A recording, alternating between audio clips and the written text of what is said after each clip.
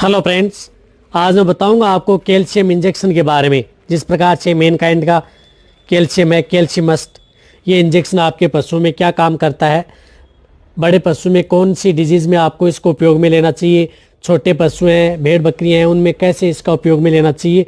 यानी इस इंजेक्शन का उपयोग आप अपने पशु में कौन कौन सी डिजीज़ के अंदर उपयोग में ले सकते हैं और कौन सी डिजीज़ में आपको जो ये कैल्शियम इंजेक्शन आते हैं, ये इंजेक्शन आपको उपयोग में नहीं लेने चाहिए। यानी जो जितने भी प्रकार के जो कैल्शियम इंजेक्शन आते हैं उनका क्या क्या काम होता है, इस वीडियो में आपको कैल्शियम इंजेक्शन के बारे में डिटेल से बताया जाएगा।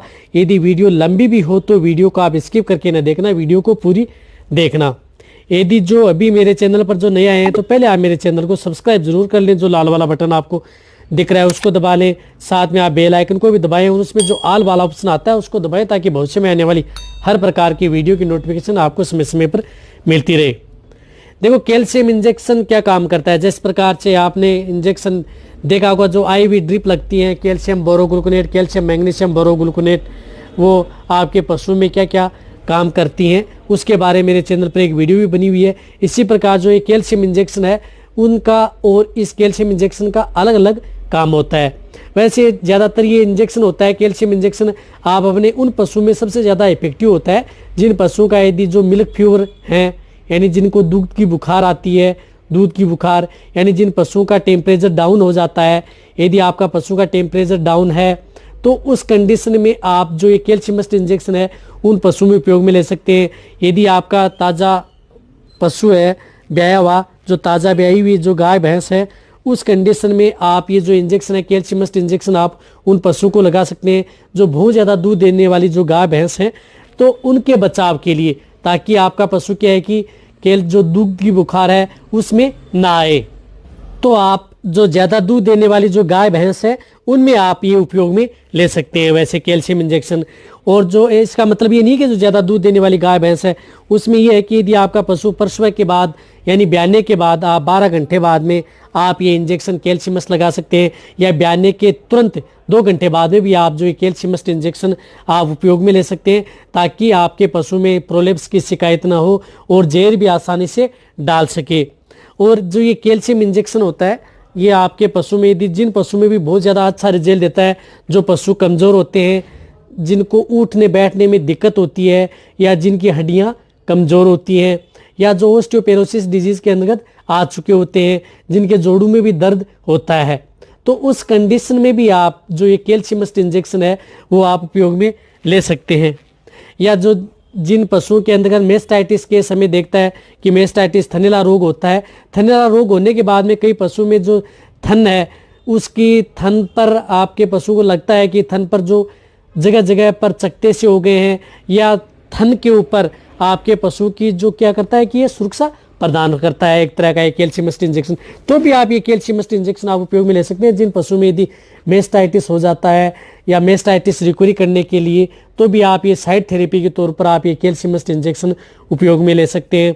प्रोलेप्स केस है, जिन पशु में जिनमें गर्भाशय बाहर आता है, या वेजाइनल है, एनस प्रोलेप्स है, किसी भी प्रकार का यदि प्रोलेप्स है यदि आपके पशु में, जिन्हें हम शरीर आना, बेली दिखाना पशु में, तो उस कंडीशन में भी आप ये जो कैल्शियम मस्ट इंजेक्शन है वो आप उपयोग में ले सकते हैं। बहुत ही अच्छा रिजल्ट है।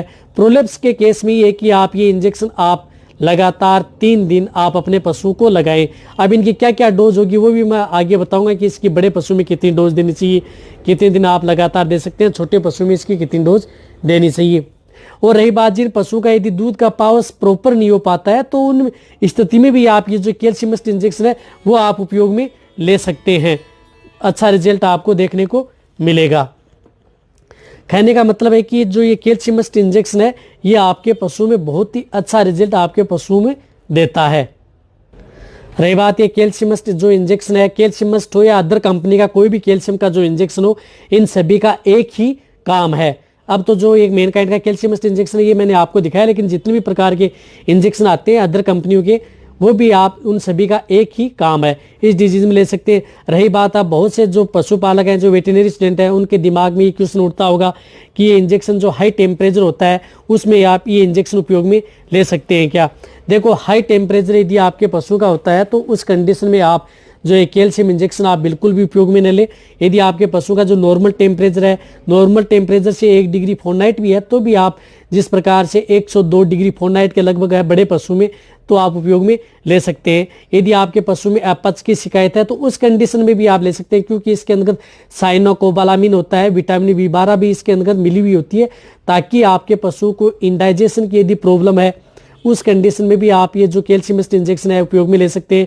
यदि आपके पशु में जो अफारा की शिकायत है तो उसमें भी आप ये कैल्शियम जो इंजेक्शन है ये आप अपने पशुओं को लगा सकते हैं। अब देखो इनकी डोज क्या है।